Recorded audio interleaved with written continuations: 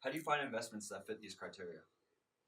Well, it's an analysis process that has been honed, over the last 25 or 30 years in the SRI space. First Affirmative is actually a manager of managers, more of a manager of managers than we are a manager of strategies. So we use the best mutual funds out there. We use the best asset managers out there, including my two colleagues on this panel, um, to populate client accounts.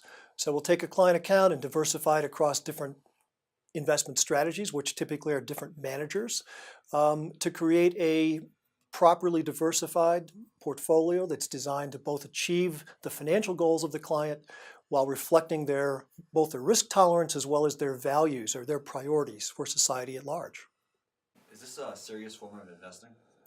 I believe that it is. I think that this myth about insignificance is something that's really been busted by the amount of money that is now invested, again, intentionally to have positive impact. And whether we're talking about individuals or family offices, high net worth investors, institutions, foundations, there is a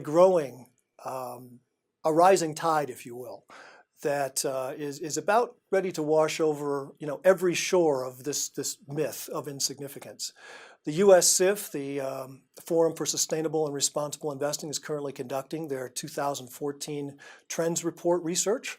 And so sometime later this year, we'll have a new number in terms of how much in the U.S. is invested in accordance with these three strategies, which together define sustainable, responsible impact investing in the United States. One is ESG integration, environment, social governance, integrating that analysis into an investment process.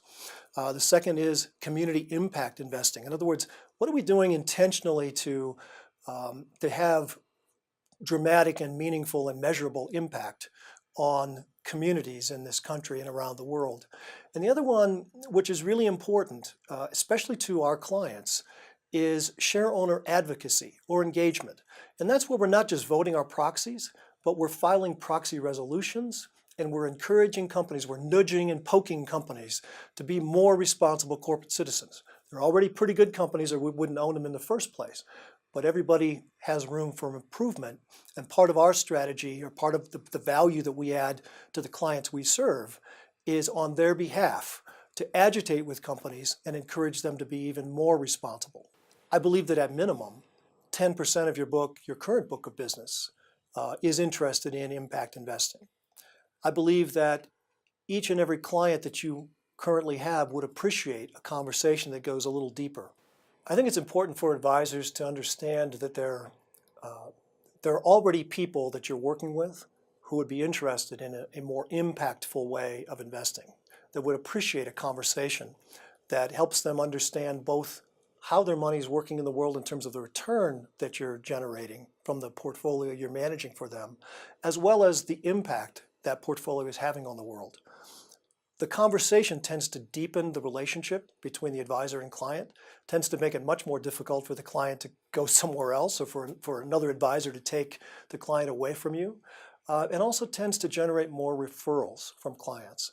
So I believe that the conversation around sustainable investing, responsible investing, impact investing, the conversation around making money and making a difference with your money at the same time tends to enhance the client relationship and help you grow your business.